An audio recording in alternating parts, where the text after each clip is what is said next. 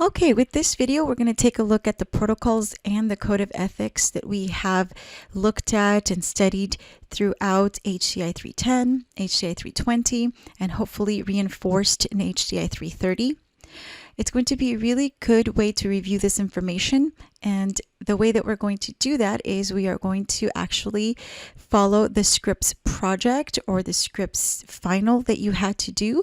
It's going to then be helpful for us to be able to look at the information once more, but also to evaluate our answers when it comes to the task that we had to do when we had to come up with our own scripts. So I'm going to go ahead and get started here. So when we looked at the first question, the first task, we were asking you to come up with a script for a situation where you, the interpreter, had an assignment that was scheduled for a patient who had an appointment at 11 a.m. And so the prompt said, you're an interpreter for Mr. Akala. His medical record number was given to you, and this gentleman has an appointment at the orthopedic clinic at 11 a.m. And so here's a really good hint. Like any good interpreter, you arrive a bit early at 10:50 a.m. So what I want you to take from this is that all interpreters have to take much to heart being on time. But another thing that you have to consider is that being on time is not sufficient enough. You have to be early. So there's a saying that says, on time is late, early is on time. So we do need to be early to our assignments. It is typical that you should arrive 10 to 15 minutes before the patient's appointment, because if you think about it, the patient is also going to arrive early to try to check in. If they are going to see the doctor at 11, or if the doctor is ready for them at 11, they still have to check in, complete paperwork, submit payment if that's what is required of them. There's a lot of this stuff that needs to happen before you arrive and see your doctor. So patients are most likely going to arrive early to do that, and you, the interpreter, needs to also be early to help them throughout that process. So you also should consider the fact that there are lines for check-in, the fact that parking might be a little bit difficult. So all of these things you need to consider when you are going to be a professional interpreter. And so in this case, what I want to point out is that if you know that it takes a while to find parking, let's say last time I went to this assignment or to my job and it took me about 10 minutes to find parking, and then it took me 5 minutes to walk into the clinic, and I want to arrive 10 minutes ahead of the assignment. Now I need to take into consideration all of that information when I think about what time I leave my home. With this question, what I am looking for is, based on the information, for you to write a script that demonstrates what you would say to the receptionist while you check in. I also want to remind you that the scenario said that you're going to come up with a script for what you would say when you check in with the receptionist and the patient has not arrived yet. I want you to demonstrate is how you would identify yourself. And if you want to read about this specific part, why we identify ourselves, how we do it in a professional way, you can review pages 86 through 87 in your textbook. And so here is my example. Hello, my name is Yenny. I'm an interpreter from American River College, and I'm here to interpret for a Spanish-speaking patient with the last name Akala. His appointment is at 11 a.m. So the next part of my script is going to be, I will ask if you can please motion to me when he arrives. I'll be waiting in that chair. So this is my script. And practically, I want you to remember that what you're going to try to do is you're going to try to wait in a place where the receptionist can see you so that they can call you up when the patient arrives. What we don't want to do is we don't want to guess. If we see someone come through the door, guess, oh, that must be my patient, and start addressing them. Definitely don't want to do that. We also don't want to be out of the sight of the registration or the receptionist, because we want to be readily available when the patient does arrive so that we are able to assist at registration. Okay. The other thing that you could have added here, depending on what you want your script to sound like. And again, these are going to be scripts that you're going to use time and time again. So it's something that you should be comfortable with, something that makes sense to you. You could have said something like, hello, my name is Yenny. I'm an interpreter from American River College, and I'm here to interpret for Mr. Alcala. His medical record number is here. Now you can show it to them if you have it in writing. Or another thing that you could say is, I'm here to interpret for Mr. Alcala. His medical record number is, and you can read out their medical record number. Now, if you're going to do that, I want you to remember that you need to be sure that it is not heard by someone else, that is another patient, for example, because medical record numbers are PHI. All right, let's take a look at the second question. The second question said, Mr. Alcala arrives at 10:55 a.m. and the receptionist tells him where you are. After you do your pre-session, Mr. Alcala tells you the receptionist has given him forms to complete while he waits in the waiting room. The instructions on the forms say to hold on to the forms until the MA calls Mr. Alcala back, then hand them to the MA. Based on this information, write a script demonstrating how you would assist the patient with completing the forms that require written explanations in English. So first of all, we're going to pretend that the receptionist didn't do a good job at calling you over. Instead, they sent the patient to the chair where you were sitting. And the patient has told you, oh, these are forms that she would like me to complete. And then also, according to the prompt, the instructions for what to do with them after they are on the form. So for the sake of this test, we're not going to go back to speak to the receptionist. What we want to know is, okay, how you would assist the patient with these forms. So assisting the patient with forms.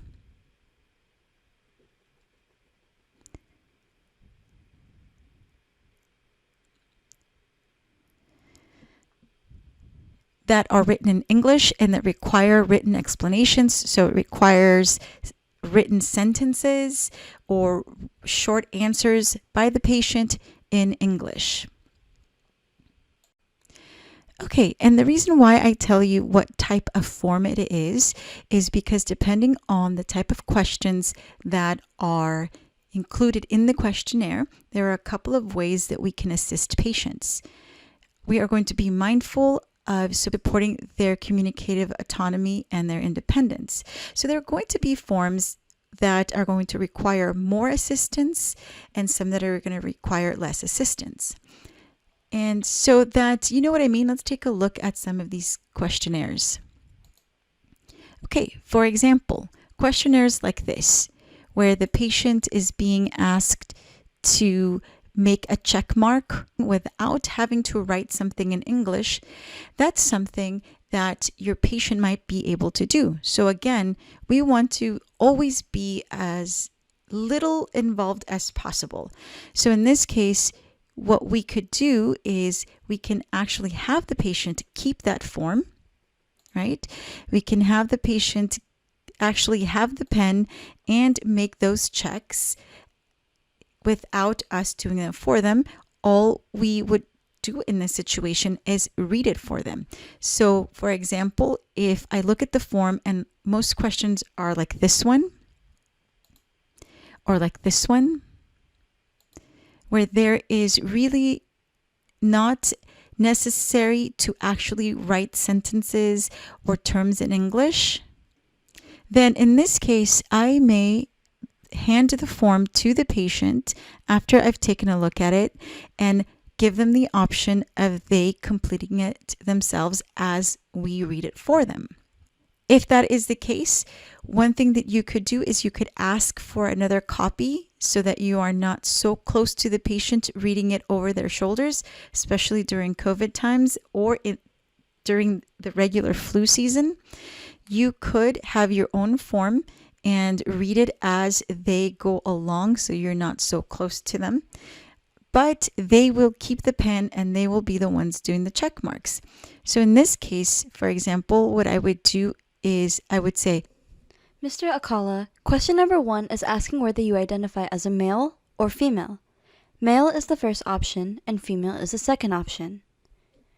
Question number 2 is asking which emotion did you feel most often in the past week.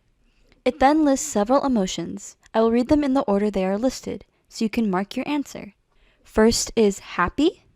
Next option is content, then excited, then restless, then sad, then worried, and the last one is angry. And then again, this is something that they would be able to complete without me holding the form. This is another example. And in this case, what I would say to the patient is this. Mr. Akala, section 4 is about your medical history. It asks that you check the box next to anything you've had problems with.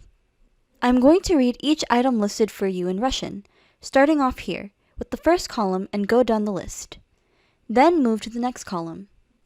I want to give you enough time to think about the items, so if I'm going too fast, let me know. Migraines, blood pressure, stroke. So again, in this kind of form, that is one way that we can do it, which is allowing the patient to have the pen and give them the opportunity to actually be the one that completes the information. And this is another example. If I'm helping a patient with this one, I'm going to say, in this space, it is asking for your name. Here it is asking for your member number. Next to that, the name of your clinician, and then today's date. The next part is asking you to answer using an A scale. 0 means never, 1 means seldom, 2 fairly often, 3 very often, and 4 always. The first question says this clinician and I are working on mutually agreed upon goals. And then it's asking you to circle 0 if you feel this is never true, 1 if this is seldom true, 2 if it's true fairly often, 3 if it's true very often, or 4 if it is always true. And then for these 1 through 8, in this case, this part lists some problems and it is asking you how often you have been bothered by these problems in the past 2 weeks. This time on the scale, 0 means not at all, 1 means several days, 2 means more than half the days, and 3 means nearly every day. Okay, so number 1 says, in the past 2 weeks, have you been bothered by having little interest or pleasure in doing things?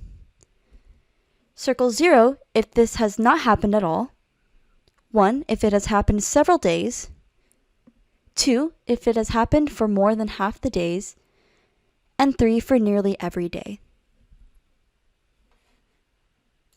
Now, I want to remind you that this is all happening in the waiting room. So in the waiting room, what you should know is that when you do your professional introduction, and if you do not have paperwork to complete, then you're not going to sit next to the patient. And we'll look at a script for what we say in that situation. However, in the waiting room, if the patient has been asked to complete a form, it is okay to sit next to the patient while you complete the form. After you're done completing the form, you're going to ask the patient to keep the form and give it to the MA themselves, and then you're going to sit away from the patient. But before I move on, I wanted to let you know that in this case, it is okay to sit next to the patient because we sort of consider that receptionist to be the provider as well as that piece of paper that you are helping complete. So what do we do in the situation if the patient or the interpreter sees something on the form that they don't understand? Well, in that case, what you're going to do is you are going to make a mark on there and note it, and then you are going to continue to complete everything that you do understand and everything the patient does understand, if it's possible. And then after that, you're going to either ask the receptionist to help with the clarification if you are still in the waiting room, or if you get called back, then you are going to ask the MA when she calls you or he calls you. And what I mean by that is, for example, if, let's say this is the question, right? Okay, so Mr. Akala, section 4 is about your medical history. The form is asking you to check if you haven't had any of the problems that are listed here. Let's say you get to fatigue and the patient says, I don't know what fatigue is, even though you said it in your language of service. In this case, what you're going to do is you're going to make a little mark on there and you're going to say, okay, Mr. Akala, I'm going to make a mark here so we can ask the receptionist or the MA. And then you're going to move on to the next one. And so then, of course, once you are finished, you're going to ask whoever is present there. If you're still in the waiting room, the receptionist. If you are called back, then you're going to ask the MA. But going back to our scripts, on our scripts, we were told that the type of form that we are going to assist the patient to complete is a form that requires written explanations in English. So here are some examples of that kind of form or questionnaire. Things like reasons for seeking help at this time. So here you see that the patient is being asked to explain why they are seeking medical assistance at that time. What have you tried to help with the above problem? So again, explanations. Here's another example. Why are you here today? What are your main concerns or questions you would like to have answered during your visit? Okay, so in this case, what we're going to do is we are going to have two choices.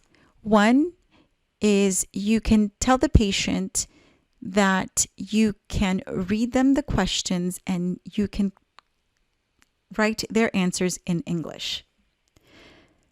Another choice would be to say, if you would like to write down the answers in your language, I can tell you what each question is asking. When we are finished, I can then translate your answers to a second form into English. And if you do that, you're going to ask the receptionist or the MA to staple both forms together. Now, yes, that's going to take more time, and sometimes you won't have the time. So a lot of interpreters don't do this often, and a lot of patients don't want to do it either. So usually what you're going to do is you're going to let the patient know that this form requires written English, and you're going to ask them, is it okay if I write down the answers as you give them to me? But either of those choices are fine. You're going to, as the interpreter, have to sort of evaluate the situation and pick which way you would like to do it. Now, another thing that happens, for example, is you see that these lines are not very long. So here you're given like 3 or 4 lines on a form. Here you see, why are you here today? And it only gives you 1 line. And the patient starts giving you a super long answer. Well, listen, I came because 3 days ago I started to feel a pain in my neck, and then yesterday I started to feel a pain behind my eye, and then this morning when I woke up, my entire neck both front and back, and all of my head, both of my eyes started to hurt, and I also felt super nauseous, and so they're giving you like a super long answer, right? And my doctor that I usually see wasn't available, and I can't miss work without a note, and so now they're giving you a huge answer, and here it's only giving you one line. So what do you do as the interpreter? Well, you still are responsible for being accurate and complete and transparent. So in this case, what I would do is I would say section 2 is going to be questions about today's visit, and it's asking you why you are here today. I just want to mention that it's giving us only this line to write that down. So I just want you to keep that in mind. And then hopefully the patient will say, keep something shorter.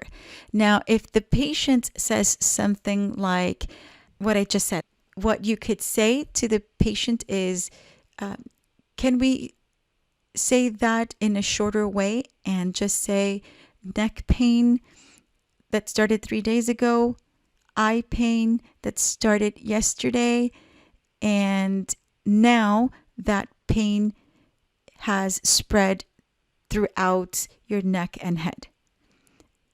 And if they are okay with that, that's fine. But if the patient says, no, I want the doctor to know the entire thing, another thing that you can do in that situation is say, okay, I'm going to turn over the page. If there's room in the back, you are going to write that for them in the back. You want to make sure that you write a note for the provider to tell them that there's more information in the back. Or another thing that you could offer is you can say, Mr. Kalla, how about I put in everything that you said as much as I can fit, and then I write a note here that you would like to give the doctor more explanation once you meet with them. Okay, so we don't ever want to tell the patient, here, let's say this instead, or you should leave that out, or any of that, because again, that would be stepping on their autonomy.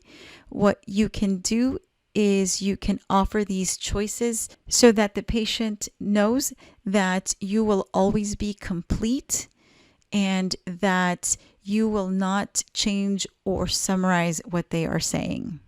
And so here is my sample, okay? The first one, Mr. Kalla, the forms require you to answer questions in sentences in English. I can read the questions to you and write your answers, or we can ask for another copy of the form and you can write the questions in your language, and then I can translate them to another form and staple them together. That's one way that you could do it. Here is another example. Mr. Kalla, I do see here that the questions in the form require written explanations. I will be happy to help you complete the form. I will write down your answers in English on this form for you. Please be aware that there is limited space for the answers. So I will write down what I can and even use the back side of this paper if I run out of space on the front. However, I do ask that you please consider giving me shortened versions of your answers and then explaining your answers more thoroughly to the doctor if these questions require a lot more information. I will, of course, interpret your explanations of your answers to the doctor. Once these forms are completed, I will give them back to you and you can then give the forms to the medical assistant. Okay, so we are going to keep this assignment going. Now in the waiting room, after you complete the forms together with Mr. Kalla, you now, as I mentioned earlier, should not stay and sit next to the patient, right? You need to sit somewhere else and wait for the MA to call you. So the task here is writing a script for sitting away from the patient in the waiting room. And this is a script that you can use also if initially you didn't have any forms to complete. So we are going to remember that the interpreter avoids being alone with the patient, right? The rationale is we are trying to avoid crossing role boundaries, and we're going to try to avoid facing ethical dilemmas. If you want to read a little bit more about that, you are going to go to pages 51 through 52. And here are some sample answers. Here are your forms. I'll sit over there to check emails on my phone. When the medical assistant calls your name, I'll accompany you to interpret. Another example is, please hold on to these forms until the MA calls you back. I will be sitting right over there. As soon as your name is called back, I will walk in with you. All right, the next one. This one is going to be about the script that we have practiced before, which is letting the patient know that you are now going to remain alone if the provider steps away from the room.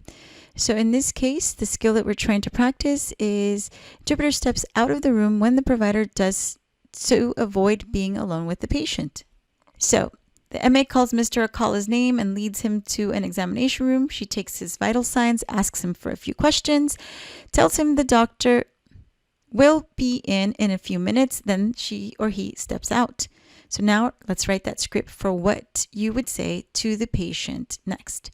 Okay, so here are some answers. The doctor will be in a few minutes. While we wait for him, I will be right outside the exam room. As soon as the doctor comes, I will be in also. Mr. Akala, I'll be right outside of the door while we wait for your doctor. Once your doctor comes, I will follow your doctor in. Nice and short. Okay, so now in this one, we are going to practice our skill of understanding our role boundaries and communicating well with other professionals. What we want to take a look at here is we want to make sure that we avoid crossing role boundaries to avoid facing ethical dilemmas, like we said in the previous one, but then also to remain professional and keep our professional boundaries intact. We also need to remember that sometimes we may work with providers who are not familiar with our protocols or our standards of practice. And so when we are going to be telling someone about our protocols or something that we need to do a certain way, we need to remain professional. So if you want to read a little bit more about this, you can go to page 51 in your textbook. And if you want to use the Say No model as well, you can look for it on page 69. Because in this case, what we are going to be doing is we are going to have to be saying no to an MA. So the script says the MA tells you to return to the room to wait for the doctor with the patient. So in this case, what is happening is you stepped outside while the patient waited for the provider, but an MA is asking you to return back to the room to wait for the doctor there. So we are going to write a script for what you would say to the medical assistant. So here are a couple of examples again. Part of the interpreter protocol is that I cannot be alone with the patient without a healthcare provider. Is there somewhere else that you'd prefer that I stand and wait? Or, I don't want to be in the way, so is there a better place for me to wait for the doctor to arrive? As the interpreter, I'm not allowed to remain alone with the patient. Now, again, you might want to add, and you heard me say this in the classroom, you might want to add something like, I just need to be sure that I can see the door. If you wanted to, you could say something like, I don't want to be in the way, so is there a better place for me to wait for the doctor to arrive? As an interpreter, I'm not allowed to remain alone with the patient. It would just have to be somewhere where I can still see the door. And the next one, for this one, we are going to do our professional introduction, also known as a pre-session. And this one is pretty self-explanatory. We have practiced it quite a bit. But in this case, the doctor arrives. She does not give you much time to do a pre-session or professional introduction. You decide to do a shortened pre-session. So write your shortened pre-session or professional introduction. Now, in this case, what we are looking at is the professional introduction is going to communicate who you are, what you do, and how you will do it. And so we know that it is very important and that things work more smoothly within an encounter when each participant is familiar with the things that are contained in the professional introduction. But we also have talked about how it should be brief. And we also have talked about the fact that sometimes we will not have time to do the whole thing. So here, for this script, I'm asking you to use your judgment about whether to do a complete introduction or pre-session. And a huge hint for this is the doctor is not giving you the time. So my huge hint is that really this is a situation where you're going to use your judgment, but your judgment should tell you that you do not have time to complete a full pre-session or professional introduction. So in this case, what I'd like you to do is I would like you to take a look at all of the elements of the pre-session, and they are going to be in pages 94 through 95 of your textbook if you need to refresh them, and pick only the two most important ones that you think that you would always want to say to a provider. These are things that you feel like you cannot leave out. And so write a professional introduction that is shortened and only includes two of those things listed on pages 94 through 95. All right, let's take a look at the things that are contained in the professional introduction. So that's going to include your professional introduction of yourself. So your name, the company, confidentiality, and notes. You're going to say something about confidentiality.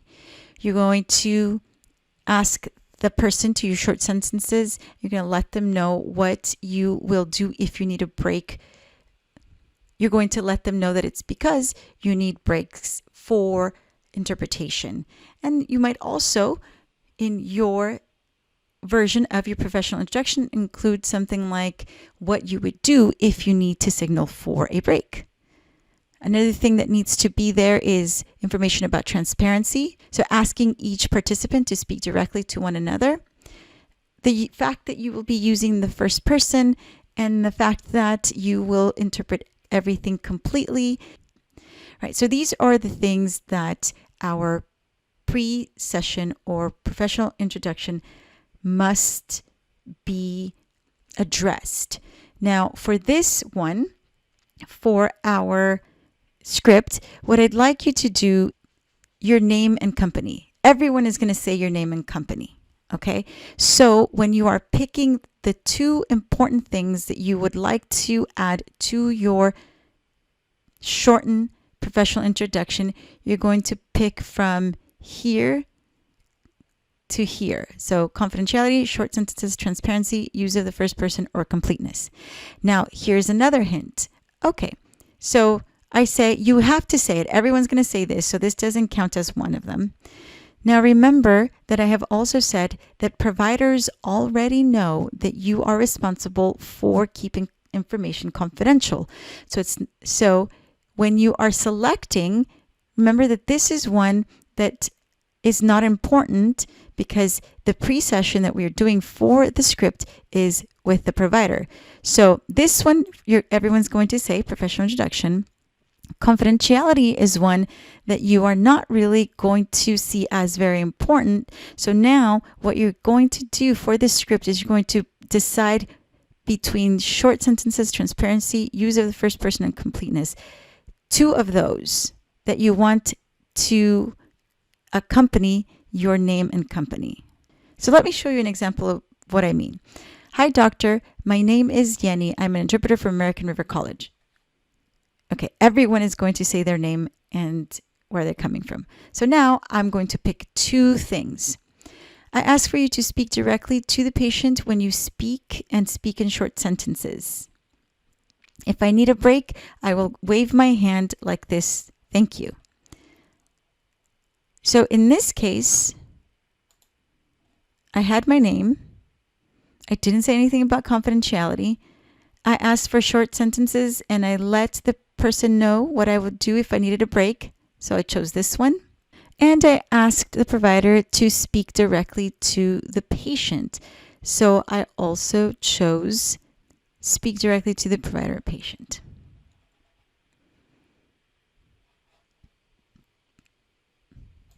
Let's look at a second example. My name is Yenny, an interpreter from ARC Company. During the appointment, it is my duty to interpret everything that you and the patient say. Please don't say anything that you don't want me to interpret. And please have a few pauses when you are talking to allow me to interpret correctly and accurately. If I need a pause, I will raise my hand like this. Thank you very much. In this example, I chose completeness, so I chose to let the provider know that everything said was going to be interpreted, and I chose to say short sentences and what I would do in order to let them know I need a break. Okay, the next one says we are going to take action to briefly clarify our role. That's what we want to do with this script. So the question says, during the appointment, the doctor suggests surgery to treat Mr. Akala. He explains that some patients are discharged within 1 or 2 days after the surgery, while others are transferred to skilled nursing facilities, depending on whether patients have the support to comply with certain post-surgery requirements. The doctor, after saying that, and after you have interpreted, says to you, do you think he'll have the kind of support at home? Like a good interpreter, right? What you're going to do is you're going to interpret that for the patient. But before the patient responds to you, the doctor says, no, I'm asking you, the interpreter, do you think he'll have the kind of support he needs at home? And so basically in this situation, the doctor is asking for your opinion. And so we need a script that we can use that is professional and that allows us to let the provider know that as interpreters, we cannot counsel or advise anyone. And I also, in this slide, said here, why is the say no model not appropriate here? Well, I say that because in this case, we're essentially saying no to the doctor, but because we have learned that when we have to intervene during an encounter, so while we are in the middle of interpreting, we learned from page 157 that any kind of mediation needs to be done quickly, and the say no model takes a long time. We are going to say no to the request, but we're not going to use the say no model because it would take too long. So here are some sample answers. As the interpreter, I'm afraid I can't offer advice. However, I would be happy to interpret the question to the patient.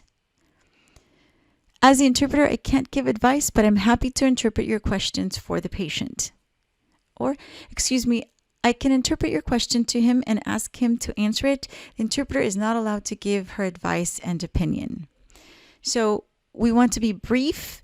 We don't want to be impolite because, again, we are going to give the provider, the doctor in this case, the benefit of the doubt that they are not aware of the fact that we are not supposed to share our opinions. So we want to be polite, but we want to be clear. And we are sort of giving choices. It's sort of like a mini say no model where we're saying no, and then we're also throwing in what it is that we can do, but we don't want to do the entire say no model because it takes longer. Okay. In the next one, we are being asked to write a script for what we would say if it were the other way around. Now, the patient, Mr. Akala, is asking us for our opinion. And so Mr. Akala now needs to make a decision, and he's asking you what he should do. So we know that, again, same rationale as before. We remain impartial, we don't counsel or advise, and we definitely don't project our personal biases or beliefs, right? So we do not share our opinions. We want to be very careful, again, to not seem paternal or to step on someone's autonomy. So here are some examples. Interpreters are not permitted to offer their opinions or advice. Could I remind you to ask your questions to the doctor, not me? Or, as an interpreter, I can't give you advice, but I'm happy to interpret your questions for the doctor. So anything like that would be fine. Okay, in the next question, you are going to be asked to write a script for what you would say to the doctor who wants you to stay and do a site translation of a consent form while the doctor steps out. So in this situation, it might help to remember that site translation is a mode of interpreting.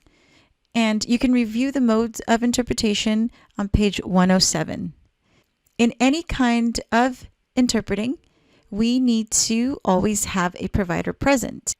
So while you are expected to perform some site translations, you should always review the call model, which is on page 112, because we are not going to do all of the site translations we are requested to do. So in this case, even though some consent forms could be complicated, the main problem here is that the provider would like to step out as the interpreter does the site translation. Now, in this case, you might see the say no model appropriate because the doctor is about to step out. There has been sort of a pause in the encounter. And so in this case, the first example says, I would like to help with this form. It's important that Mr. Okala understand the procedure completely. Okay, that's us in this case, validating the request and being gracious. If a Spanish version of this form is not already available for me to read to him, you would need to explain the procedure while I interpret your explanations to him. As a consent form, I know it has important legal implications, and I don't want to make a mistake or be asked for clarifications that as the interpreter, I am not qualified to give. Also, I am not allowed to remain alone with the patient and will need to step out of the room until you return. So in this case, I'm being gracious. I'm telling the doctor I understand why this is important.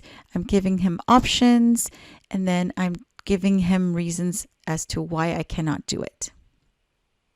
This is also something that I might say if I don't feel confident enough to do a site translation of the document. Now, if I do feel confident enough to do the site translation, I might say something like, I'm sorry, but I will need you or an MA to be present in the room in case he has any questions I cannot answer. Or another option is, pardon me, doctor, I must let you know that I'll be stepping out of the room as well due to safety protocols. I'd be happy to site translate the consent form while you or a nurse are present. Depending on the complexity of the form, you or the nurse may need to go through it, and I will do my best to interpret. So in this case, it's sort of a mixture of the other two. So first of all, I am letting the provider know, hey, I can't stay in. And I'm also letting the provider know that if I find that the document is too complicated, I may need to ask them to explain it as I interpret the explanation. So any of these would be fine.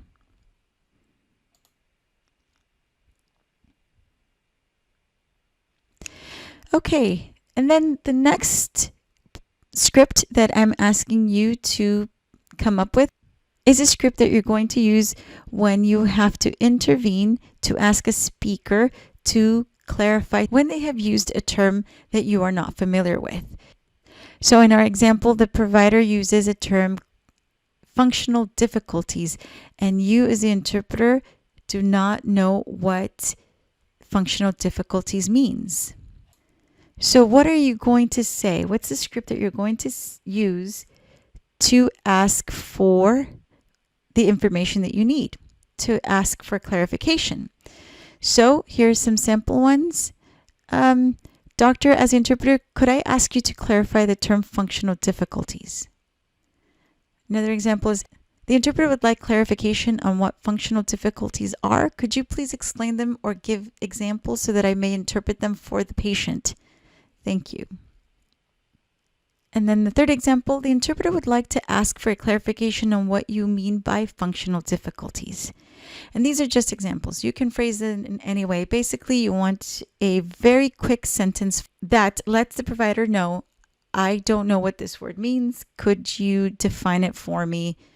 Can you help me understand it so I can interpret it?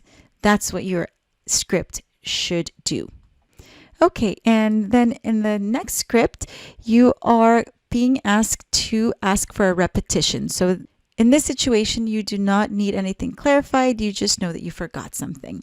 So the doctor mentions 3 exercises, and you know that there were 3 exercises, but you cannot remember the third one. And so again, I'm going to ask you not to be Homer. I'm going to ask you to be clear about what you need. So don't say something like, can you repeat the last part? Can you repeat the last thing you said? That is not going to tell me exactly what you need. And it's going to waste some time trying to figure out what it is that you need. So either you ask for the entire thing, but in the test, I'm asking you to actually use a script that is specific to what you are missing. So the prompt says, the doctor tells Mr. Alcala that he must see an OT, which is an occupational therapist, before the surgery. The OT is going to evaluate Mr. Alcala with a series of physical exercises that will include stair climbing, sit to stand exercises, and a 6-minute walk test. So you counted points and you know there was 3 things, but you can't remember the third exercise the doctor mentioned. So how are you going to ask for that? So in this case, for example, I can ask for all 3 exercises. The interpreter would like repetition on what the 3 exercises Mr. Alcala will be evaluated on. Okay, so I can ask for all 3 of them. Or the interpreter would like a repetition of the exercises included. You mentioned stair climbing, sit to stand exercises, and which other? Right, so I am specifically asking for what I need. Okay, so in the next one, we're going to write a script that demonstrates how you would intervene to point out a misunderstanding, right? We're not going to explain. We're going to intervene in the situation to point out that there might be a misunderstanding. So the prompt says, the doctor has said the purpose of the evaluation is to understand the functional difficulties Mr. Alcala is having before surgery. And so as you are interpreting, you notice that Mr. Alcala seems confused about what the doctor is explaining. You perceive that Mr. Alcala thinks that the OT is going to be the person who's going to evaluate him and then decide whether he can have the surgery or not. And then you also kind of feel that he thinks surgery will happen only if the OT approves it. When we review our protocols for intervening and we look at those starting on page 147, you're going to give the speakers time to resolve the misunderstanding on their own. Okay, but the prompt says here that they don't. So you perceive that Mr. Alcala is confused and is becoming irritated or a little bit angry.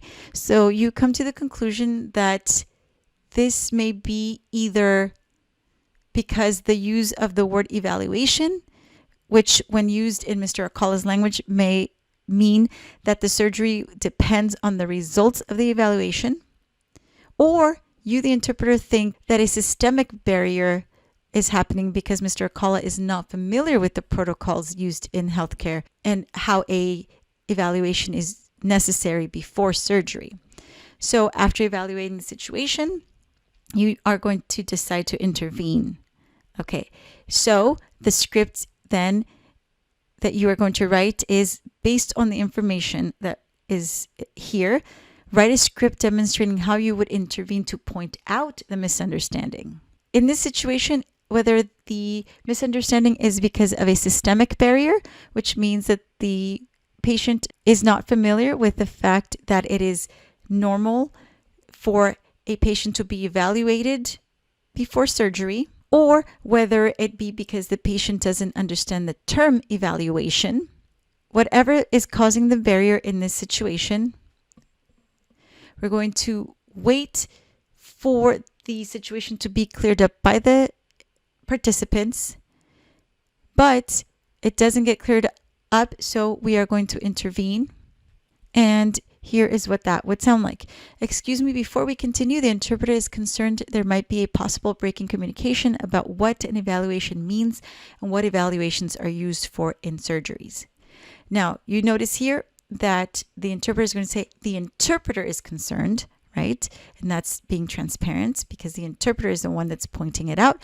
Maybe Mr. Akala is not upset about the evaluation. Maybe he's upset because this is taking too long or for whatever reason. So in this prompt, I told you that we think that that's the problem. So we have to be clear when we are doing our script and transparent to say that we, the interpreter, have this concern. So, excuse me, before we continue, the interpreter is concerned there might be a possible break in communication about what an evaluation means and what evaluations are used for in surgeries.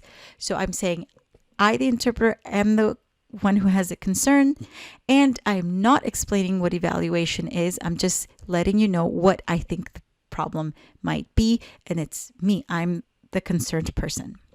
Or you could say, excuse me, doctor, the interpreter is concerned about a possible misunderstanding about the purpose of the evaluation. Again, I'm letting the doctor know that it is my concern, the interpreter's concern. Okay, and in the next one, what we are seeing is a cultural misunderstanding. So in this case, the doctor is asking questions to update the patient's HMP. And the doctor asks Mr. Akala if anyone in his immediate family has been diagnosed with asthma. Mr. Akala says that his brother's wife has asthma. The doctor tells Mr. Akala these questions relate to immediate family only. Then asks if anyone in Mr. Akala's immediate family has been diagnosed with heart disease or high blood pressure.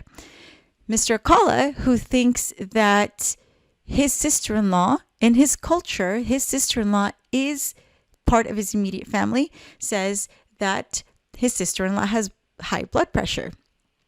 The doctor then says, okay, Mr. Akala, I just want to know about anyone in your immediate family. Does anyone in your immediate family have issues with their kidneys? Mr. Akala responds that his mother-in-law, who lives in his home, has kidney issues due to diabetes. So again, at this point, you suspect that Mr. Akala's culture has a different meaning of immediate family. Because immediate family, when we're talking about immediate family in healthcare, we mean blood relatives. So we mean your parents and your siblings and your children. That's it. No in-laws or anything like that. But this is different depending on our cultures. So you see here that the doctor first was the one to give that explanation about immediate family. So first the interpreter allows the provider, the participants in the encounter to try to clarify. The interpreter continues to interpret, but the misunderstanding keeps happening. And so in this case, the interpreter is going to step in, intervene, and how would you do that? And what would you say? That's the script that we're looking for. So again, we can look at page 166 for some help as we come up with a script. We also remember that healthcare interpreters are not cultural experts on anyone else. Even if you do share a common culture with someone, we can't see inside another person's heart or mind. That is something that is mentioned on page 162. It is not the job of the interpreter to fix a cultural misunderstanding or problem. Interpreters are going to simply point out possible causes for cultural misunderstandings without explaining them. And that's going to be on page 163 and 164. So what I'm saying here is that we are not going to try to fix it. So we're not going to start explaining to the doctor, the interpreter wants to let you know that Mr. Akala's culture, they do consider their mother-in-law, or we're not going to try to explain that, right? We're not going to try to explain to Mr. Akala, in the United States, blood relatives means blah, blah. That's not what we're going to do. We're going to point it out. And so in this case, sample answer is the interpreter senses a cultural misunderstanding about the meaning of immediate family. Another example could be the interpreter is concerned about a possible cultural misunderstanding about what the immediate family means. Or you can say something like the interpreter is concerned that there is a cultural difference in what is meant by immediate family.